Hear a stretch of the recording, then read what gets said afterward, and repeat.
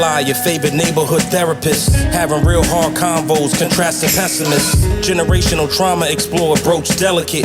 Getting to the root of the pain, healing impediments. Every week signs copay, free lessons.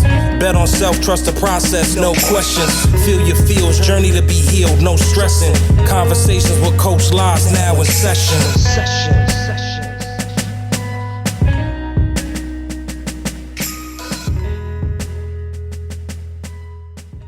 What's going on, beautiful people? Welcome to another episode of Conversations with Coach La La La. Your favorite around the way therapist is in the building. How y'all feeling out there? Happy Sunday. I'm happy to be a part of your morning routine. Shout out to my Urban Heat family, all those that went out to the beach with us yesterday. It's our 6th annual Urban Heat Hampton Beach takeover. It was a beautiful day with all of our wonderful listeners, families, and friends. And yeah, we did our thing. We was out there frolicking. I had everybody frolicking in the water, and you know, I had to get them to frolic. They was like, Coach, you got us out here frolicking? Absolutely. Let's frolic, people. Other than that, you know, it's been a pretty smooth day. The weather's out really nice here in Boston, and we are enjoying ourselves. So I am hoping that everyone is doing well on your side of the world, wherever you're tuning in from. Shout out to everybody that's in Japan and Switzerland, and where else did I see people? Brazil. I was like, okay, I'm international, y'all. Go, Coach. Go, Coach. I'm international, baby. So welcome to Conversations with Coach La, where every conversation is an opportunity for you to bet on yourself by believing in your healing, empowering your purpose, and transforming your life. So you already know what we do on the virtual couch. So today's episode may prove to you that sometimes the loudest laugh comes after the hardest season. People see the jokes, the applause, and the punchlines, but often they don't see the pain behind the performances and what inspires it. So today we're going to be talking about resilience, mental health, and purpose, and why laughter might be one of the greatest forms of medicine that we have. I have my radio brother. I have watched this young man, you want to say, but he's a grown-ass man, excuse me. I hope I can say that on the radio, but, you know. Just really command social media, be innovative in so many different ways. For nearly a decade, he has been killing crowds and building a powerhouse legacy in stand-up comedy. With over 9 years of commanding the stage, Demetrius Hullum has solidified his reputation as a powerhouse voice in stand-up comedy, known for his sharp wit, authentic storytelling, and undeniable stage presence. Demetrius brings a commanding yet deeply relatable energy to every room he plays. He is a staple in the Boston comedian scene. He's also doing his thing right here on Urban Heat because he has The Last Laugh that comes on Sundays now at 10 p.m. And he's a fierce competitor on the national circuit. He has entered the scene with so many accolades and earned his stripes as the finalist in both Boston's Comedy Festival and the Northwest Comedy Festival. His reputation for reliability and crowd-killing sets has made him a go-to choice on national touring acts. He recently hosted for Sam J at Boston's iconic Wilbur Theatre, and he also took the stage at Netflix is a Joke in Los Angeles. Whether he's headlining a local showcase or producing independent comedy or hosting on for national headliners, Demetrius Big D Hullum is the man delivering an unforgettable comedic experience every single time. So without further ado, let me welcome my guest to the virtual couch. Make sure his mic is on because we need to make sure he's just live and in charge because Big D is in the building. Hey, what's going on, my brother? What's going on, Coach Lau? How you feeling? I'm feeling good. I'm feeling good. How you feeling? I feel really good, man. I'm tired physically, but mentally I'm sharp. I'm good. Yeah, man. You've been doing your thing. Last night you had a show too. You know, you stayed booked and busy. Booked and busy. Booked and busy. Booked and out of trouble. That's how. Well, they say that, right? Right. You know, an idle brain is a black man's. The idle mind is the devil's playground. You know what the saying is. So tonight we talk. Well, you see what I did? Yeah. I'm so used to it. Okay. This morning, you guys, we are going to be talking about comedy with purpose and the healing power of laughter. And I thought it would be good to have you come on because a lot of people, mistake comedians for always being jokesters. But there's a method to the madness. So tell us, who was Big D before Big D was Big D, and we could Google you and see you on all these stages? Like, what would we be surprised to know about you? Well, I mean, to be honest with you, I'm from Boston, Massachusetts. I'm from Roxbury, the South End. Me too. Did you know that? Yeah, I grew up in Mandela, right on Washington and Mass Ave. And I bounced around a lot as a kid. So being from Boston as a kid, I moved to North Carolina. I lived in North Carolina for a minute, then I moved back to Boston. Then I was in Danvers for a while. Danvers, Massachusetts. My pops got a union job. He moved to the suburbs. And then I moved back down south. I was just all over. So I moved around a lot. And then I finally landed in Connecticut before I transferred. But I was just a goofball, a class clown. I never even finished high school, so Lord. Yeah, so I was in the streets. I was doing a lot of crazy things. I mean, I was just a kid that was lost in the world. That was it. Wow, I never knew that about you. I mean, definitely the Boston roots, but I can see you being a class clown though. Oh, I was definitely a class clown, but it was one of those things. It's like when you're a class clown, you're just trying to get through, get by. That's your way of deflection. And I was an attention seeker, so that was me. Has anything changed about that now? No, it definitely hasn't changed. You still a grown now. Attention seeker, yeah. I mean, that's why I do stand up. All eyes are on me. You know what I'm saying? I'm not gonna hide that about myself. There's certain flaws or whatever I might have about myself that I feel I have, but I lean into those things and try to make them positive. So tell me this, right? When did you realize making people laugh was your gift? I feel like everybody has that gift of making people laugh. You think so? Because some people don't. Some people don't. So. Yeah, some people don't. But those people we just find funny. You know what I mean? But they don't really want to be funny. Yeah, they might. We laughing at them, not with them. So yeah, I mean, I guess like the first time I experienced that was the first time I went on stage. I made people laugh, and it really threw me off because people were laughing. I just was able to control a room. The first moment I realized though was during my aunt's funeral, which is crazy. I went up to speak at my aunt's funeral, and I had the whole crowd laughing, and I had them crying. Wow. And I realized in that moment how powerful laughter is. Because laughter can heal. Right. And in that moment of pain, we were laughing at stuff that my aunt used to do. And, I kind of realized then that, wow, that's kind of a powerful thing, but I didn't know where it could go. Yeah. What's so interesting how certain people kind of like literally fall into their gift. Yeah.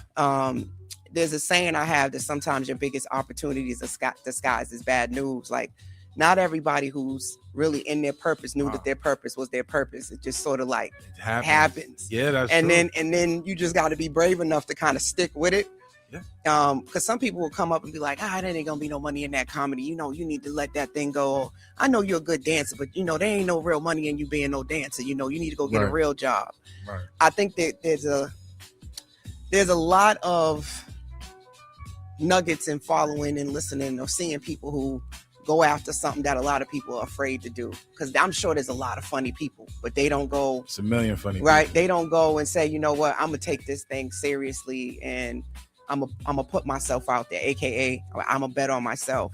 And that's one of the things I've admired about just once I got to know who you were, how you're creating opportunities for yourself and putting yourself out there and not just waiting for things to come to you or find you, because people want to be discovered. Like, social media has allowed us all to be discovered in so many ways. Like, you can go do these comedy clubs and just put yourself out there. And now, discovery starts with self, though. You know what I mean? All right, now I love it when you give me a segue, baby. No, discovery definitely starts with self. And, when you discover yourself and you realize what you're capable of and where you could go and what you could do, there's no stopping you. You know? And it's really about taking that chance. Most people after my shows always come up to me and say, I want to do comedy. How can I get into this? I'll tell them, go to an open mic and just start, or start in the mirror. And 9 times out of 10, they don't do it. Right. The people that do, I end up seeing them on the circuit. So, what's interesting about that, and I think we've talked about this online, is like the moment that you bomb, the embarrassment of it not landing and people not laughing. And shout out to Jonathan Gates. He said once, some people come to a comedy show and sit there like, make me laugh. Yeah. Where other people come and they're in the spirit of like, I'm enjoy myself, and they're ready to laugh, right? Yeah. So they can find humor in all of the jokes, where other people like, he ain't that funny. Yeah. So how do you navigate that when you get an audience that you got people sitting there saying, make me laugh? I mean, you have to know your audience. You know what I'm saying? One thing about being a comedian, comedians are masters at psychology, and I say that in with carefulness, because we're not PhD doctors or nothing like that, but you have to understand the room. You have to be able to read the room. You know what I mean? And you get into a room and you see the scowls on people's faces. You might, the kitchen may have closed down. They may have ran out of food. Now everybody's mad, and you got to figure it out. You know what I mean? I approach that with the same reverence as I do any other room. I go there to do my job. If I can make these people laugh and bring half of these people out of whatever funk they were in, I'm doing my job. Right. Because I'm in the service industry. My job is to service the people and give them what they want, which is laughter. It's a hard job to do when you're in those types of situations, but comedy is about being relatable and making things funny. So if you can relate to people, if I see somebody in the crowd with a scowl on their face, I'm gonna address it. Call them out. Yeah, call them out on it. Like, what did you come to a comedy show for if you just want to like this? What's wrong with you? What's wrong with you? Now, talk to me about this. Was comedy always something you saw as a career, or was it initially as survival? No, I didn't. So I worked in the mental health field. I worked in I worked in residential treatments. I worked at respites. I worked at group homes with adolescent teens, and I did that for about 10 years in Connecticut. When I had my son, I worked at this place called Waterford Country School, and I learned a lot. The irony of a comedian once upon a time working in the mental health industry. I know this, right? But and being on the virtual couch. Right. Now that's something I didn't know about you. I don't know of other people. I did not know that. But I think, to do this work, often you have to have a sense of humor. You have to help people see not to take life so serious. Like, you got to sometimes just look at the irony and the contradictions and laugh at it. Well, you learn from the people that you're around. I mean, working in the mental health field, I'm around these kids that are resilient. They're going through battles. They're fighting all types of demons, sexual assaults, and like really deep stuff, losing parents to drugs, a lot of like tragic things, but they still find a way to laugh, have fun, activities, stuff like that, trying to figure out how to get their mind off of things. I had people do that for me in my life when I was younger, through the Boys and Girls Club, stuff like that, because every project where I grew up had a Boys and Girls Club. Yeah, a YMCA or something, you know what I mean? A Bird Street. Shout out to all of the community centers, man. That's holding it down. I had the pleasure of doing some work with the Matter Hunt this past Friday, and I was with a group of teens. They call them super teens in the city, and we talked about mental health and managing your emotions. And I thought about that. There was always a me or you that would come give back to the kids, spend time with the kids, mentor. Think about it. Like, that's where we come from. You know what I mean? Yeah. It felt good to be with them and just be able to give back. Real good. Yeah. What's a part of your story the audience doesn't get a chance to see? I mean, to be honest with you, as a comedian, it's a lonely game. You know what I mean? Like, I get on stage sometimes, and I did the Wilbur Sam J, right? And it's packed. It's a big crowd. We have the Wilbur Theatre, and a few years before that, I had opened up for Eddie Griffin at the Wilbur Theatre, and the show was sold out. And I remember all these people coming up to me after the show, and they're like, "Oh my God, you were so good, and you were great." And then I had to take that train ride back home by myself. Nobody knows me. That's one thing I feel like people don't understand about comedy. They think you're adorned, and you are praised, but at the end of the day, you're by yourself. You know what I mean? With your thoughts. And so for some comedians, that's their only release. Just being able to get on stage and just talk out their issues, their problems and stuff. Not saying that the stage should be a therapy couch for you, but Well, I think too, when people see you doing, okay, you're opening for Eddie Griffin, you're opening up for Sam J, you've arrived, right? People see us do radio and they think, yeah, man, they bringing in the bucks, right? Like we paid out the yin yang, right? And often, right? We still hustling and bustling. They don't know we out here getting paid in chicken wings. But so I think that's a big misconception is that you get sometimes the stardom before you get the wealth. It's passion over profit. Talk about it. When you have a passion for something, right? And you start doing it on a day-to-day basis, you're not even thinking about it. It's not even a thought in your mind. You just get up and do it. It's like brushing your teeth for some, And you start doing this thing and you're not worried about the money, because what ends up happening is because you're passionate about it, you put your heart and soul into this thing and the money follows. I didn't start getting paid and doing comedy until I was good enough. What's that mean though? Because isn't that subjective? It is subjective, but it was more so on how I approach the business. Am I showing up to the show on time? Am I doing my time? Am I avoiding talking about certain things, to try to not, make other people, upset or uncomfortable? Mm-hmm. Am I being respectful? Am I doing my job? So you had to actually start looking at it not as a hobby, but as an actual career. When I first got into it and I got my first check, I just realized at that moment, I was like, I got paid from using my words to make people laugh. And most of it was just crapping on white people. You know what I mean? So I was like, I can get paid for this. So I'm going to do this. I treated it like a business off the bat. So when I first started, people thought I had been doing comedy for years. They were like, oh, so you have a website, you have this, you have that. And I'm like, well, no, I just know about branding myself. Right. And betting on myself. And I remember saying to you, I was like, wow, you got some of the best content that I have seen. And you had talked about, the intersection of some of the older comedians that's been in the game a little bit longer, not making that transition to be able to see how to use social media and use all of these platforms without having the big brand deals and things like that. And I think that's something that the younger comedians got a leg up if they use it, right? Like you literally can build your own ad campaign and book your own show, right? And create your own momentum and your own buzz and, as they call it, your own motion, right? Well, nowadays there's no excuse. I mean, you have to really think about it, right? If you wanted to start a business today and you didn't know where to go, what to do, we have the internet.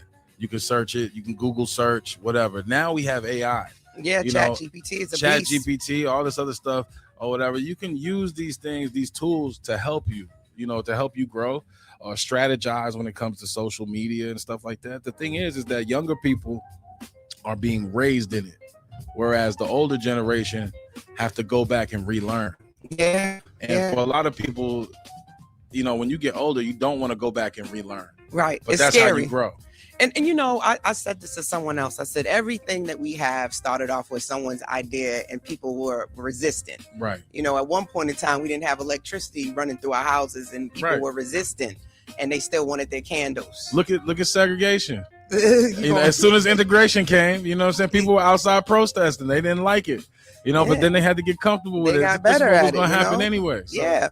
So we fight against things that we feel uncomfortable with, or make us feel like what we was doing was wrong, right? And I think we got to have a growth mindset. A lot of people don't know what that means, but I think that speaks to a comedian too. You have to take chances on stage, right? Hey, you wrote this great set and it doesn't land. Is it that the jokes didn't land? Was the timing off? But some people have to be okay with failing, and I use that loosely, in front of the world, right? And making a mistake. That's the biggest piece, though. Yeah. because Biggest piece. that messes with your mental health. When you stand up there, everybody staring at you, and you saying the joke, you thought the joke was great, and nobody laughs. Nobody laughs. And you go, shit, I suck. Right? You gotta move past that and be like, no, I don't suck. I'm gonna try again. Yeah, nobody laughs. So let's transition into my next segment, right? Right. Nobody laughs. That must suck, right? I had that happen in therapy though. As a therapist, you think you got this great analogy, and the client just looks at you like, nah, that's not it. I don't even eat tacos. I don't get it. What are you talking about? Nah, that don't make sense. I'm not gonna do that. I don't think you're a good fit for me, coach. So what happens, right? So let's talk about therapy. What does therapy mean to you, right? So as a therapist, we often say humor can be a coping skill, but sometimes it can also become a mask. And I think there's a plus and a minus to that, right? Code switching is real. But for you, how's therapy playing into your life, not playing into your life? Do you believe in it, not believe, think it's BS?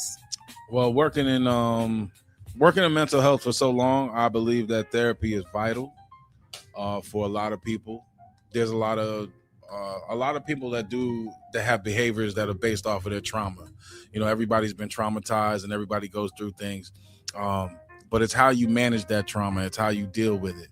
Were you assaulted at 10 and, you're 60 and you still talk about it? How do you manage, dealing with the traumas that you go through? For comedians, their outlet is going on stage to get out whatever it is. For some people, it's better to just talk in therapy. But I think everybody that has been through some type of trauma, even if you haven't, just being able to talk out things with others can help.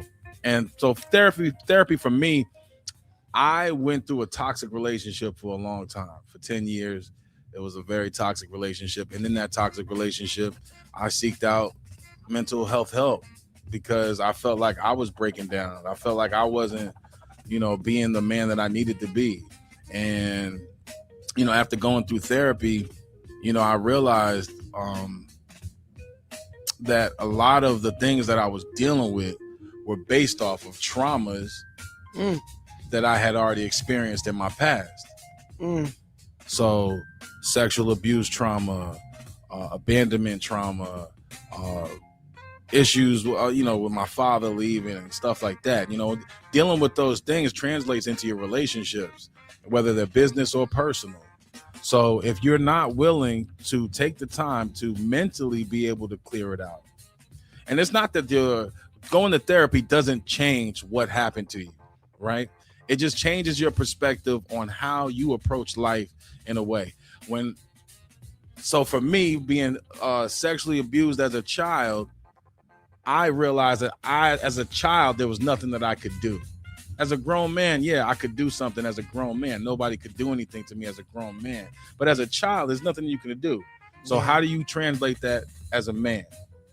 You move forward in life with purpose. You'll be a protector, a healer, and that's what I feel comedy does for me.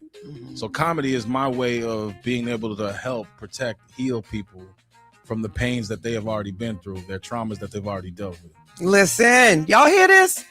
You guys are tuned to Conversations with Coach La La La. We got Big D on here dropping nuggets. He sound like a whole therapist, y'all. I didn't even have to say nothing. I'm like, wait a minute. I told y'all comedians be having some nuggets. Y'all think they just all fun and games and jokey jokes, but you got to sit down and really dig deep sometimes to understand why people do what they do, understanding your why. Laughter is so important. My sister, shout out to my sister, she said that too. She said she goes on Netflix and just looks for comedy shows to watch, especially when she's in a bad mood. I often promote you, Jonathan. I'm like, listen, add comedy, go into a comedy show, poetry, add that to your social calendar to balance out life. Right. If all you do is just go to that once a month and just allow yourself to laugh and just put down the stress, the trauma, the burdens, and just enjoy yourself, it's so necessary. It's just necessary, y'all. Poetry, comedy, it is all therapy. All of it. It's a link to the old world. Oh, the old world. You got to think about it. Like, what's the old world? Because the old world was everything was personal. You know, in order to go to a comedy show, you gotta be up close to the comedians. You know what I'm saying? You go to a poetry slam or a poets night, and you're up close, personal with the people. You're living. You're not in your phone. The performance is right in front of your face. Yeah, that is probably one thing that has taken away from the intimacy of shows, is that everybody's trying to get content. Right. But I get it too, right? To a certain extent, back in the day, we had Polaroids, right? You snap your pictures, got to go get them developed. People want to remember these moments and be able to go back and play it over and over and over and over again. So I understand. I'm not throwing no shade. I get you. Shout out to DJ Wade in the building. Mike Carrier, thank you for tuning in. And Goose, what's up, Goose? Thanks for being on the live and Instagram. I see y'all. Y'all are all checking in. And TikTok, I see y'all too. Thanks for listening to Conversations with Coach La La La. Got Big D. If you didn't know, Boston has a black radio, and we are the Urban Heat, and you can find us on iHeartRadio. So go download that app, subscribe, and make sure you don't miss any of our shows, because we're on 24/7, 7 days a week. All right. How do you protect your own mental health? Yes, I know you got the laughter and you got comedy, and you got all the things, but you're not exempt from having a bad day or even. There's been a couple of videos where you were like, I almost let this comedy stuff go. How do you push through on those moments? To be honest with you, man, you know, life is a grind, life is a journey, and nobody's perfect. You know what I mean? We all face moments where, you know, you feel pressured, you feel overwhelmed, you want to just quit. You know, you've battled enough. You know, think about it as a comedian. You know, you go on stage and you grind every night. You're doing open mics, you're doing shows, and it doesn't translate to anything after the first year, the second year, the third year, the fourth year. You don't get recognized. Like, what do you do to keep going? One of the things that you said earlier was you have to find your why. Mm-hmm. And finding your why is really personal to you. What is it that pushes you? So for me, you know, I push through regardless, because I know that this is something that is for me. At the end of the day, as much service that I do to everybody else, this is for me. And it's for my own validation, my own sickness, my own ADHD. I use everything that I feel like was a disadvantage to me growing up as a kid as an advantage now. ADHD, you know, PTSD, all that stuff. I use it to my advantage now. You know, I love that, because that's when you start to really flip the script. You know, that's the plot twist, those pivots. When you use things that people once could use against you, which I think comedians do really, really well. Like, if people used to tease you about not being cute, if you was, you know, bald-headed scallywag, whatever you got, right? You flip it. You flip it. And you make that now become your strength. And then I think it's relatable, because a lot of people go through some of the same stuff, like the fat jokes, the skinny jokes, you know, growing up poor. You know, we as Black folks do it really well. I don't always understand white people jokes. I mean, no disrespect. No disrespect to my white folks. But sometimes I do be a little lost with y'all jokes. But I think for the most part, you know, Black folks, we relate, right? We go to our culture, we get it. You know, I remember one of these interviews that Eddie Murphy did, and he said when he first started out, all he could really talk about was being poor and taking a dump. Right. That's all he could talk about. So how has your comedy evolved as you've evolved and had more life experience? Have you seen shifts in your subject matter? Yes, definitely. Recently, I just been writing jokes. Most of my jokes are just relatable stuff that I talk about my son, growing up in Boston, being here from Boston. But I do a lot of relationship jokes. I do a lot of we heard that. I almost got you in trouble. Yeah, Marv did not like that. Yeah, man. Cool. He was talking about big girls and, you know, how we taste and stuff. These are jokes. No disrespect. This is daytime television. I gotta keep it clean. But those are like dirty club, like late night jokes. I have other jokes that are intricate. Like, I got a joke about my grandfather bringing me to the store, you know, and then you know, we got disrespected by a white guy and he called us the N-word, and that was my first time experiencing racism. I got a joke where I talk about my grandfather and how he was the first Black man in Boston to go to a library after segregation, like as soon as it ended. And even though they're like heavy subjects and it makes people uncomfortable, I'm able to flip it. I talk about how the black diaspora has changed and how black Americans in Boston are being pushed out and they're leaving the city. Mm-hmm. And then, more of our black culture is not necessarily a black culture, but, it's island culture. It's not Negro.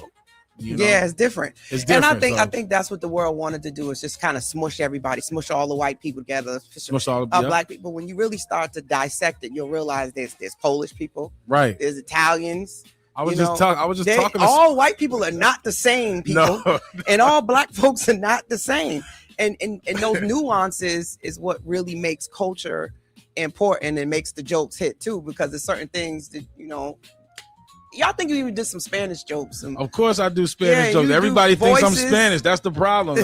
Like nobody thinks I'm regular black. I'm like, yo, bro, I am regular. Are you? I am 100% Negro. Yeah, are you? My mother is from Brooklyn, New York. My pops was born in Birmingham, Alabama, but he is from Boston. There's a 1% black. I am 100%. I'm 100% Negro. You got 3/4 Negro in you. You are Negro. I grew up off of chitlins. And I don't eat chitlins, but I don't like hot sauce. You got to understand. So growing up here in Boston, I was people don't even know this. United House of Prayer for All People was my place. I was there every Sunday, but I worked in the kitchen with one of the deacons, the deaconesses. Uh-huh. So they always had the soul food and everything. So I was cooking greens and cutting up greens, making mac and cheese and prepping it and stuff like that. This was young. Is that why you got the name Big D? I got the name Big D. I got the name Big D from my pops. My pops' name is Big D, but he's not big at all. He's not. I mean, he used to be like muscular and stuff, but he's not. He's really. Yeah, he's. I don't know why we do that. Big D, little this. I don't still know will why. Never get this whole idea of Biggie Smalls. Well, how you can be a Biggie and a Smalls at the same time? I know a lot of people that are Biggie and Small at the same time. That was the weirdest thing. Biggie Smalls. You ever see somebody? Yeah, that Jabba the Hutt look. No, but they be skinny though at the same time. I call that the upside down triangle or Humpty Dumpty sat on the wall bodies. I call it a thumb. That's what I call it. So who checks on the comedian? So, how do you, because I'm sure you're the one that people expect to come bring the vibes, the laughs, but when you're not in that space, who does that for you? Nobody. Nobody. To be truthfully honest with you, that's the dark side of comedy. You don't have no go-to comedians that you go listen to that can take you out that funk that you like? No. Because nothing. I'll explain it like this. You go through so much. You put on for so many people, and I know a lot of mothers can relate to this. Especially if you have a large family. You taking care of everybody. You doing everything for everybody. You trying to make sure that everything is getting done and everything else. Who takes care of you? You know what I mean? I started making. Even if you had a dude, like the dude can't. It's like a dude can give you satisfaction for a second, but it's not taking care of what you really need. I guess that goes back to what do you need, right? And are you able to articulate that? I know for me, getting out of that mindset that people can read my mind and just starting to ask for what it is, right? And I shout out to my nephews, took all my nephews to the beach, all 4 of them. The youngest was 6, the oldest is 20. And I told their parents, I said, listen, I'm gonna take your kids all day, but you want snacks and I need you to get drinks and ice in the cooler. I don't want to have to do everything. So I realized that asking for what I need, you'd be surprised how quickly people, that's all you want. Yeah. And they give it to me versus me sitting here saying, I'm taking your kids and then I'm mad because they didn't take initiative. Right. I'm like, well, maybe I should have just asked them. But sometimes you want people to take initiative. So I've learned how to navigate that a little bit better. So in terms of asking what I need. So to answer what you said, I mean, then I guess what I need or who checks on me, I would say would be the people that are closest to me. Yeah. So my inner circle is very, very, very small. I don't deal with many people. I keep my circle very small to myself. And those people are the people that I can, lean on, talk to. Because I don't talk to many people at all. I talk to my son. I talk to my brother in comedy. And I talk to 2 other people. That's it on a day-to-day basis. You know what I'm saying? But when it comes to like dark things that I deal with, personally, I'd rather get a therapist, somebody that's neutral, that doesn't have ties to anybody, and I can get those thoughts off. Yeah. But with AI now, I can just talk to a computer screen. Don't you say that on my show. How dare he talk about he gonna talk to AI? Not AI, but artificial intelligence. Like I could just sit in front of the mirror and tell myself, look, get your big self up. Do what you need, you know? So, I feel that affirmations and mirror mantras are really good. And in all fairness, right? Some people don't believe in calculators, right? They want you to do the math in your head, but the calculator is a tool. I believe that AI is definitely a tool if you already know where you're going with it. So if you had a therapist before, you've read some psychology books. Other than that, just putting numbers in the calculator, you don't know math at all, you could get this big old ridiculous number and have no clue it's wrong. And so you still need to have some intellect with using artificial intelligence. The people keep self-diagnosing. That's what it is. That too. But I say this: use it as a tool, and then go talk to a professional. Hey, I was thinking, definitely. This is what I was thinking, or it makes you be more knowledgeable. But don't just take everything because then you're just gonna have a crazy computer at your house, right? And then what happens? What happens though when it shuts down or it gives you something wrong? You don't even know it's wrong. Yeah, you have to. It's about self-reflection. I feel like life, period, for me right now is just about growth, self-reflection. I love being by the water. I like taking trips, hikes. Just being by myself. Grown people stuff. Yeah, just to like really soak up things. Being around culture, live music, artists, poetry, comedy. Okay, so you're just becoming a Renaissance black man now. Well, that's the things that just soak in and make you want to create. I got you. But you're right, though. I think all of that is balance. Everybody's balance looks different. But I think don't get so inundated with work and stress of life. You got to have things that just allow you to be creative and allows your brain to shut down. We don't think about our brains like a computer, but we just constantly giving it information and it never gets a moment to really shut off and reset. And I think those things let you reset. I think for some females, it's like that before. A lot of guys, we shut our brains off all the time. Oh, Jesus. God, forgive us. This is Sunday. We just, we forgive us for we have sinned. So what is one of your biggest career lessons? My biggest career lesson is do not sleep with anybody in this business. Do not. Marv, I need me some sound effects. Where's the mic drop? It don't matter what it is you do. You can't mix business with personal. I'm trying to tell you, I don't care if it's poetry, radio. You just got to, the lines get blurred quickly. Yeah, so my biggest industry lesson is just don't treat whatever it is that you're doing. Do not treat it like it's casual. Don't treat it like it's nothing. Treat it with the respect that it deserves. If it's your business, treat it as a business. Do not. There's no intermingling, doing all this extra stuff if it's not business related or focused on, moving your brand or your whatever it is that you're doing forward. Sometimes it feels like a lot of pressure when you everything is about the brand. Like at some point, you're like, damn, I gotta wait. Is that gonna be good for me? Is that gonna be bad for me? Can I do that? Can I not do that? But it's so necessary, especially when we're independent. And we're entrepreneurs and we're literally everything to our business. We have to be our own publicists, our own PR team, our own marketers, our accountants. So we're doing a lot. So you do need to consider those things when it comes to your brand. So we're going to segue to one of my other favorite moments in my show. I wish I had a drum roll, but since I don't, just imagine that I did the bet on self moments, right? And those moments in life where you say, if not now, then when? If not me, then who? Right. A lot of people find themselves at those little forks in the road and they get stuck. Talk to me about your bet on self moments. I know there's been some huge ones for me on the outside looking in, like Netflix is a joke, and you've gone and joined several competitions where you put yourself out there and left out of Boston. Yeah. But other than those, what are some other ones that you might want to talk about, even expanding on the ones I named? I think just this year alone, I said to myself, I had been doing comedy in Boston for 8 years up until last year or whatever, which is my 9th year. So I realized then, I was like, I can't get where I want to go if I'm not where I need to be. So I just started signing up for festivals, and the first festival that reached out to me was the Northwest Black Comedy Festival in Portland, Oregon. And that was my first time on the West Coast. That was my first time away from the East Coast doing comedy, and that was an incredible feeling. And on top of that, it was the LGBTQ festival. I didn't even know. So I was able to mix and mingle with a bunch of different personalities, people, and really get to like showcase what Boston comedy is.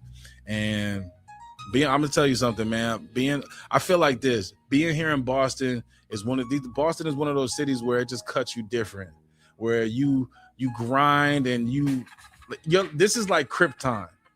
And when you leave here, everywhere else in the country, you're Superman. Wow. Or Superwoman. And that's how a way to look at it, And that's how I felt. We're a tough crowd. I've been told, if you can navigate Boston, you can navigate anywhere. But I've also heard you need to leave out of Boston to really spread your wings. So how do you feel about that statement? I mean, it's true. I mean, it's not that you have to leave Boston to really navigate your wings. Boston is small in comparison to what the bigger picture is. Do I want to just be known locally, or do I want to be known nationally? Mm-hmm. And that's how I look at it. I feel like me stepping out from Boston is a way I can represent Boston and be able to bring things back to Boston. Mm-hmm. I strongly believe that. I feel like, just because I'm here doesn't mean that people around the country can't experience me. You better talk about it. I think it's scary. But I think I talked about that emotion of being scared, because sometimes feeling scared is also excitement. Yeah. Even anxiety sometimes is playing as your excitement, and you got to be able to not allow that to stop you and sort of lean into it.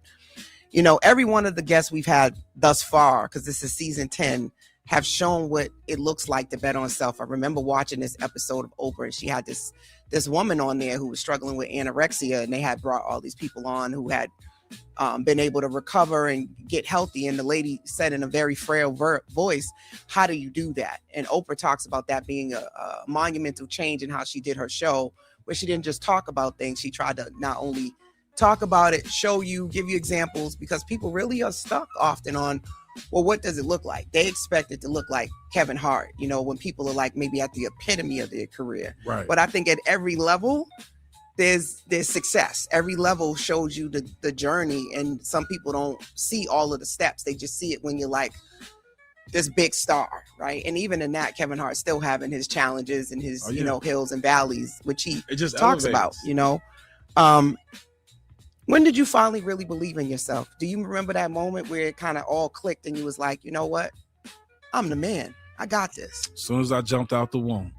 You stupid. I hopped out. I was like, I threw two. You know what I'm saying?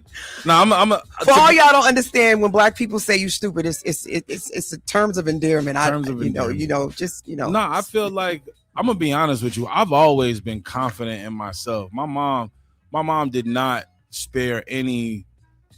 She always hyped me up. You are so handsome. Look at my little handsome boy. And she always hyped me up, and I would lean into that. I'd be like, for real? Me?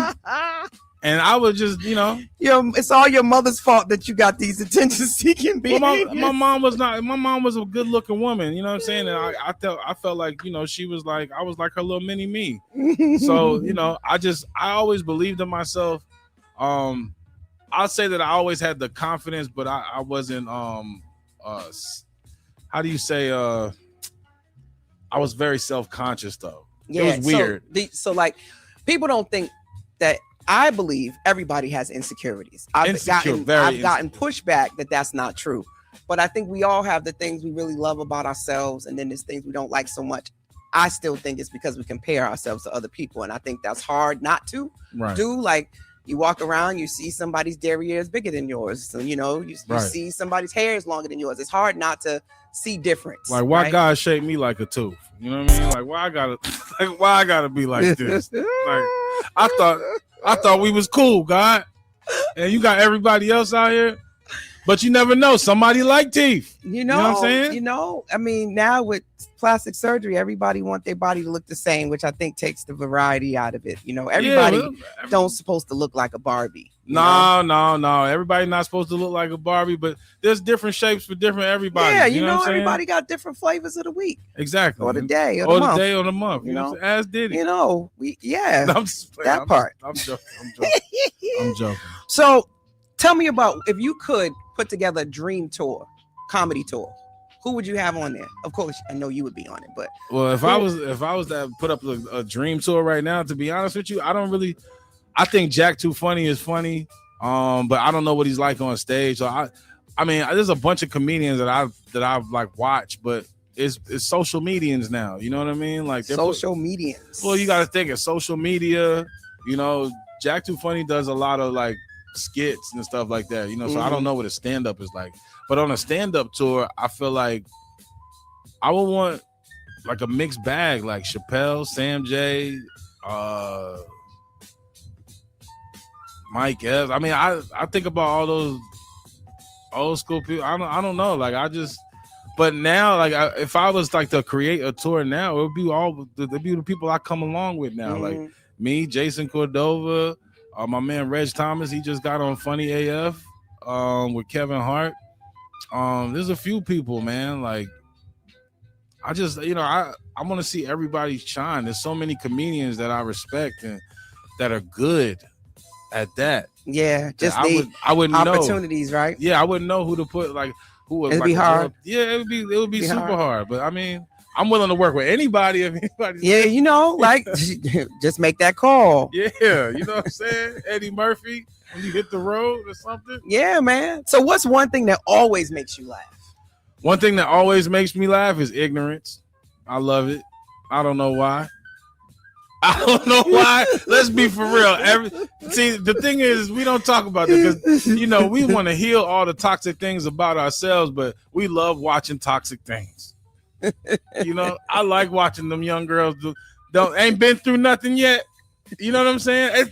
And when you've been through some things and you know about therapy, you want naive people are funny. Yes, it's funny. They don't know no better. They don't know no better. It's like, come on, man. You don't have no self-regulation. You don't have no emotional. I wish I could be dumb again. Yeah, so it's funny when you get older and you see. That's why I realized like my grandmother would just sit back and watch us and laugh. Yeah, because she's like, "Oh, y'all stupid." Yeah, like I was with my nephews, and the level of innocence and stuff they talk about is funny. Because and what they get mad about. He called me a dinosaur. Like, you're like, okay. Why are you crying about that? Man, this man tried to take 50,000 from me. You mad about a dinosaur? He told me that he was not my friend. Like, that's good. He ain't your friend. Get over it. All right. If your life was a comedy special, what would the title be? Oh man, if my life was a comedy special, what would the title be? Yep. Wow. Still going through it. All right. Still going through it. You better write that down.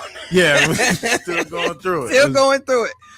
All right. So we're wrapping it on up because I know there's, we got 365 Dad coming up next. For all those that didn't know, you're listening to Conversations with Coach La La La right here on the Urban Heat. Boston has Black Radio. And if you didn't know, ask somebody and download that iHeartRadio app. So Coach's Corner.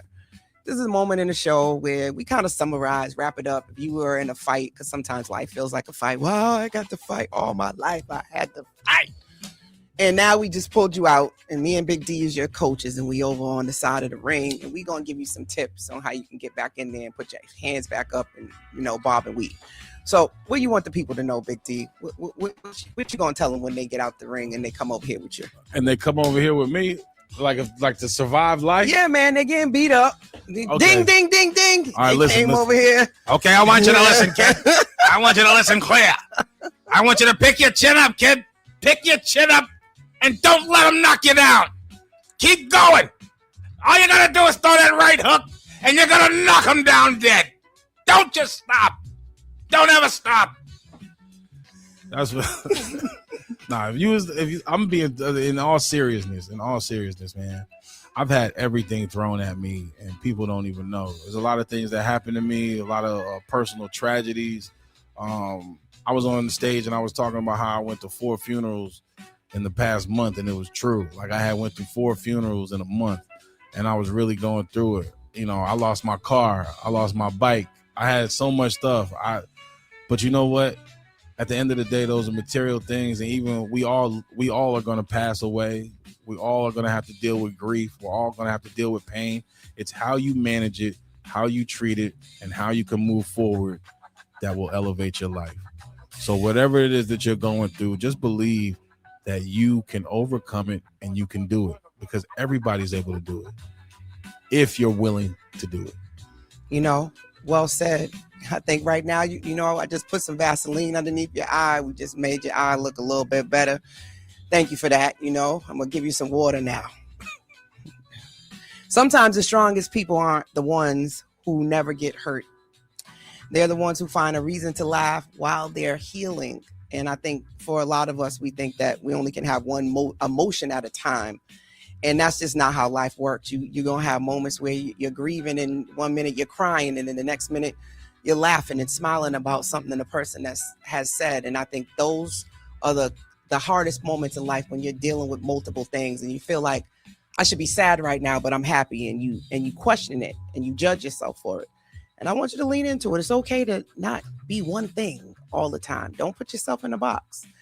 And as I tell everybody every week, make sure you bet on yourself. And when I say bet on yourself, I'm not saying be selfish. I'm not saying don't give. I'm not saying don't serve. I'm not saying you can't be there for your friends. I'm saying don't forget to be there for yourself. Don't forget to believe in yourself. Don't forget to be around people that help empower you. And last but not least, change the way you think. Damn it. Till next time, make sure you join us for the next virtual couch, because Coach La loves you. And if you're looking for a therapist, I do have some availability, and everything is all well. Big D, thank you for being here. I appreciate this. You. Was fun. We had a good time. I hope you come back again. Of course. And sounding out. Make sure y'all bet on yourself this week. Peace.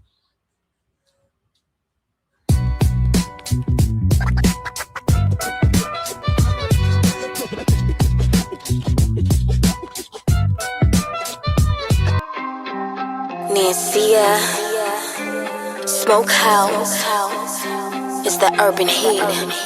Shout out to Coach La. Coach LA, it's time to listen to conversation.